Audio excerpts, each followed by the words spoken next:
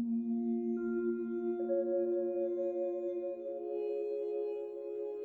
I get restricted,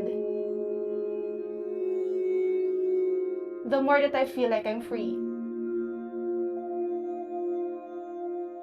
When I get tied, I feel like I'm alive.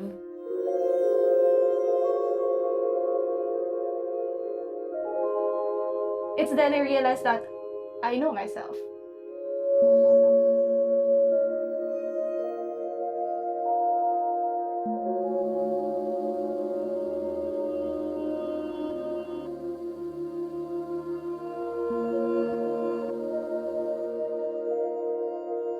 I feel myself.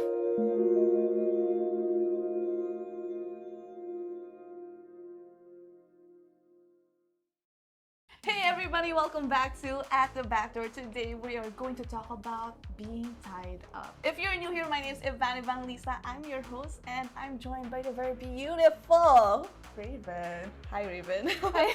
Okay, so why are you wearing a mask? Identity crisis. Joke lang, hindi. But I think a lot of the people around me are not yet ready to know that I'm Bunny. So I'm still finding the courage to tell them. Alright, so you're a rope bunny. That sounds like really morbid and cute at the same time. Like, can you explain to people what that is? Like, what do you do? Yeah, a rope bunny is basically someone who gets tied in a rope bondage. That's it. Yeah, that's my role.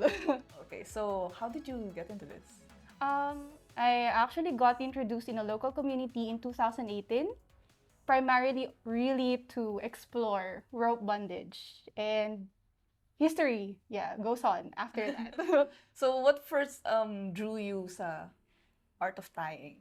I actually keep asking that myself, but then I realized that rope bondage for me, specifically Shibari, it's a philosophical and a spiritual experience. Why philosophical? Kasi it's quite ironic for me na when I get restricted, the more that I feel like I'm free.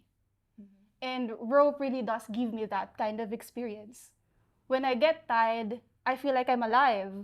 I feel like, oh wow, I exist. I feel myself. It's spiritual because I can better connect with myself, especially that I really am in an environment where I deal with a lot of kinds of people. And whenever I get tired, it's then I realize that, oh, I know myself. So it's very, very philosophical and spiritual.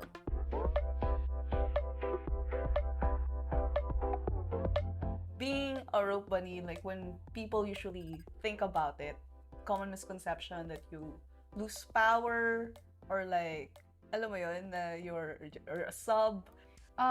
Yeah, because I just remember now that actually when you get tired, like us rope bunnies, we also feel liberated with the experience and empowered in the process, to be honest. Kasi that's also the time that we can communicate very well to the person that's tying us.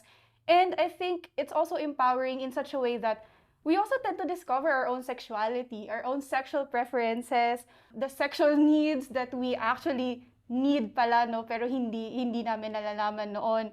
So it's also kind of sexual in a way, therapeutic, yes, because it also gets you in this space na you really feel safe as well. And it can also be an art form. So Shibari is a lot of things for a person. It can mean a lot of things. Ang galing, no? Ang lawak pala talaga ng Shibari. And I like what you said na even if you're the one being tied, you feel empowered. Ikaw pa rin talaga in charge sa like scenario. And I can see how that's really empowering. Yes, well, I think it's better to say that it's actually a two-way communication between the bunny and the rigger. Kasi kung hindi maayos yung communication ng dalawa, one would feel helpless or powerless, the other one would feel powerful.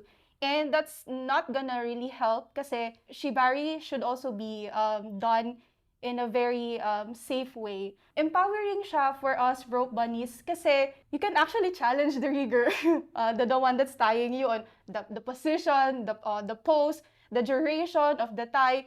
And also, as a rope bunny, you can also suggest other ideas, no, positions or rope ideas, when you see that it can actually happen for real, it actually validates your feeling that, okay, this tie can actually work and this also works.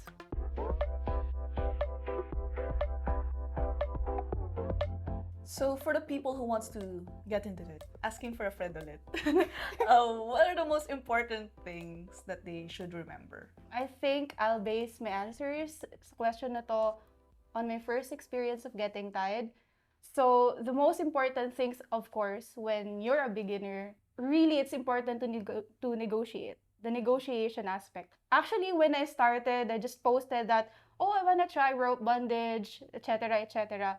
And then a very experienced rigger who eventually became the one that's constantly tying me, messaged me and we negotiated. So that's the first thing. In negotiation, you have to communicate what are your expectations, what is your goal. Have you ever had an experience before? Kasi baka po pwede naman na you're a beginner but you're already like exploring it before na you have this kind of rope, etc. Dun sa negotiation, of course, papasok yung communication. Like, you just have to be very honest. Ano rin yung expectation mo dun sa magtatali sa'yo? And then you also have to ask that rigger, ano rin yung expectation mo sa akin? So that we can see two ways kung ano yung pwede nating i-negotiate or mga hard limits or mga hindi natin talaga po pwedeng gawin. Or mga bagay na hindi pa ako sure na gagawin ko pero baka ma-explore ko next time, ganyan. And then the other thing is really safety. For safety, it's important, hindi lang yung equipment that you have to check. Like for example, kung natapos na kayo sa negotiation process and to further discuss what you want to do for a certain rope session, you also have to check ano yung equipment na meron, yung magtatali sa'yo. Does that person have the appropriate ropes na gagamitin niya?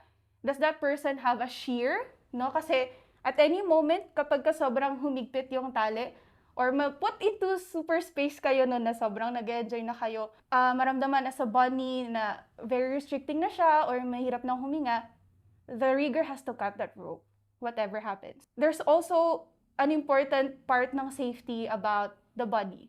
As a rope bunny, it's important na prior to a rope session, pakiramdaman ng rope bunny yung katawan niya. Like ako, for example, every time prior to being tied, I always tend to feel may back pain ba ako, may mga masakit ba sa katawan ko, did I stretch enough, or am I sober, etc. Kasi that also affects kung paano ka mag-respond. Yes, and then sa decisions mo. And then last part, of course, ng safety ay dapat meron kayong safe words. Mm-hmm. You can use the traffic light system, no? Like green is for go. Okay, kaya pa. Yellow is to pause a bit, ganyan, maybe rethink yung positions, yung ties, etc. And then red to stop altogether. Kasi nga, syempre, probably there are like positions or the rope is too tight na, no? So you really have to stop. And then of course, yung part din no, nung safety and ng communication, the aftercare. Mm-hmm. Aftercare varies a lot for a lot of people, pero para sa akin personally, it's just feedback, assessment, no? Assessment nung tie, assessment nung experience, etc. So aftercare can be very physical, aftercare can be food, etc. Bakit kailangan ng aftercare? Kasi the rigger and the bunny, both of them could experience yung tinatawag na drop. Or yung biglang magka-crash from the high na nakukuha from the rope session. Para ma-minimize rin no, yung risk ng parang medyo may emotional crashing, kailangan rin na pag-uusapan yung aftercare. So it's only the negotiation aspect, but negotiation is also about communication. Mm-hmm. Lastly, I should also say, although part naman to ng communication, consent. Yeah. Because that's where boundaries and knowing yourself, your limitations would come in. Mm-hmm. And those are very important. Yeah, sobrang daming kailangan maalala. Hey, I just want to hop on here and talk to you about this cool social media manager, Metricool. Are you a social media professional who is looking to have the best tools for their company? Or are you just a beginning influencer trying to break into the social media world? Well, we know a cool tool that can do all of these. This is Metricool. Metricool caters to all social media users with its simplicity and effectiveness. No need to scramble from app to app. Manage all of your social accounts in one place, be it behind a computer or on your smartphone. Metricool is a marketing tool for analyzing, managing, and growing your digital process. Its simple interface and unique tools help any kind of social media marketer achieve their social media goals. So what are you waiting for? Create winning strategies and improve with Metricool. Check out the Metricool link down below.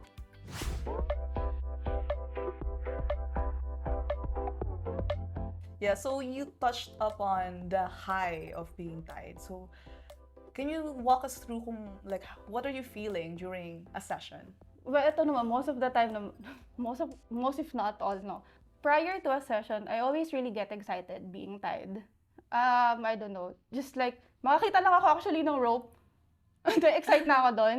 Actually, kahit ibang tao yung tinatay, kahit hindi ako, kahit watcher lang ako, nararamdaman ko yung rope sa katawan ko. And it just gets me so excited. I always tend to be so excited whenever I know that I get to be tied. So, and of course, syempre, prior to that, I also prepare. Kaya ng mga binanggit ko kanina. Like, physically, mentally, emotionally, ganyan. Now, on a session, it would be different. May mga pagkakataon na ang session is just gentle. May mga pagkakataon that it gets intense, it gets torturous, it gets painful. So, With your consent. with consent. Yes, with consent. Everything is within consent naman na. During a session, it's a different kind of feeling. Basta alam ko sa sarili ko that once I'm tired, I'm in another headspace. I'm in another world. And it's just me and the rope. Funny thing, actually, kasi may experiences kasi that people, when people get tied, they get connected to the person. But for me, when I get tied, I get connected to the rope, and then I get connected to the person. So it's like, kung meron man siguro akong sasambahin, It's the rope. it's the rope, yeah. It's like, the rope is my God. Whoever gets to tie me, basta nararamdaman ko yung rope na very gentle, talagang genuine, kung paano siya nag-wrap around me, I will get the high that I experience. Yeah. I always compare Shibari na parang swaddle siya. Like, alam mo yung mga baby pag nirap sa blanket. That's how it Yes. feels like, di ba? I'm just experiencing all the love that the universe can give me. Like, that's how nung first time ko, like, the first and only time ko na tie. So, it was a really beautiful experience and I didn't expect it at all. Kasi, pag sinabi kasi yung Shibari or bondage, it sounds so like rough. It sounds like, kasi usually I also have a victimization mindset. So, it healed me, like Shibari, it healed that part of me na laging victimization mindset ako. So yeah, sobrang ganda. Yeah, and if you guys want to experience it also, like, it's so beautiful and I'm sure like it would be also healing for you guys. Are you part of any communities then? I know some communities, but I'm not really active. Although, of course, there are a few people who gets to tie me regularly or ako yung nag-request, uy, pakitali naman ako, ganyan. But the community that I also get to interact with, all of them are nice. And all of them, I really feel their passion for rope bondage, for Shibari. And it just makes me so happy. Kasi this kind of thing is really difficult to talk to. It's still stigmatized. It's a taboo. Yeah. Whenever I get to be with the like-minded people and these kinds of opportunities, it really warms my heart kasi pakiramdam ko we're one step closer to at least trying to discuss this topic, this art form, this Be more open. Yes, be more open about this.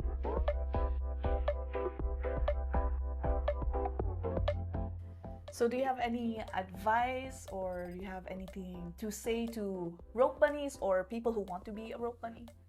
Hello, everybody. Pun intended, no? I think I would like to leave 4 C's for this. Wow. Nag-come up lang talaga ako kanina pa. The 4 C's would be curiosity, courage, communication, and consequences. Curiosity. Feed your curiosity. If you want to be a rope bunny, if you want to experience getting tied, feed that curiosity kasi it will never go away unless you really feed it. But feed responsibly, and your curiosity shouldn't like be an end of the line of what you want to experience. Kaya susunod doon yung courage. Take the courage. If you feel like you're ready, like your body is ready, you're mentally ready to experience being a rope bunny or like just getting tied, no? Like for experience, ganyan. Take the courage, research, probably ask your friends, ask people you know na po pwedeng sigurong mag-connect sa inyo with other people who are also in this community or who are also interested. And take also the courage to, three, communicate. Again, just like what I always say, explicit communication of your wants, of your needs, is a must as a rope bunny. The rigger will not always know kung ano yung kailangan mo, expectations mo, or yung risks, or yung nararamdaman mo. So you have to communicate it. But prior also to finding a rigger or someone who gets to tie you, it's also very important that you also have to assess the person that you want to engage with when it comes to this. Kasi rope bondage can be a very dangerous activity. So, kailangan pa rin no, yung safety dito. Kahit you're curious or you're courageous enough na and you can communicate, you also have to remember that this is still a risky activity. And then the last one, the fourth one, is consequences. When you get tired, no, or when you want to experience more, explore better of this, there will come a time that your personal life can merge with what you want in life. So that's part of the consequences that you have to take in the future, probably. And then another consequence is, since rope bondage is a risky activity, chances are you will experience some damage, injuries, hopefully not permanent injuries. And hindi naman ako nananakot, but that's also part of the reality. So there's just that kind of acceptance also that Shibari is not just beautiful tying. Shibari is a risky activity, but it can also be a safe haven for someone who really wants to be tied, like me. All right, thank you so much, Raven. Thank you for being here, for sharing your wisdom, your knowledge. Ang dami ko na natutunan, sobrang na-empower ako. And kung na-empower din kayo, guys, let us know below sa ating comment section. We'll be there answering your questions if you have questions. And please don't forget to hit that like button, that notification bell, and if you want more videos like this, hit the subscribe button down below. I'll see you guys on the next video. Bye!